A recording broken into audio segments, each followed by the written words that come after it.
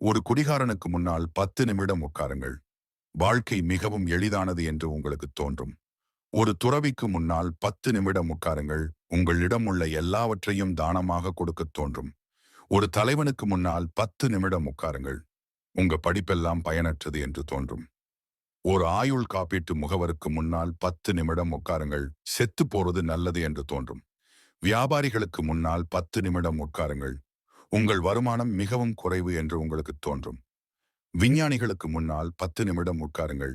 உங்கள் அறியாமையின் தீவிரத்தை நீங்கள் உணர்வீர்கள். நல்ல ஆசிரியர்களுக்கு முன்னால் 10 நிமிடம் உட்காருங்கள். நீங்கள் மீண்டும் மாணவனாக ஆசைப்படுவீர்கள். ஒரு விவசாயி அல்லது தொழிலாளிக்கு முன்னால் 10 நிமிடம் உட்காருங்கள்.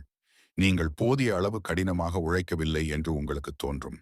ஒரு சிப்பாய்க்கு முன்னால் 10 நிமிடம் உட்காருங்கள்.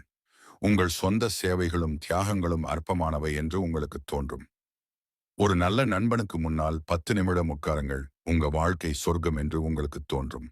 இறுதியாக மனைவிக்கு முன்னால் 10 நிமிடம் உட்காருங்கள். பூமியில் மிகவும் பயனற்ற நபர் நீங்கதான் என்று உங்களுக்கு தோன்றும்.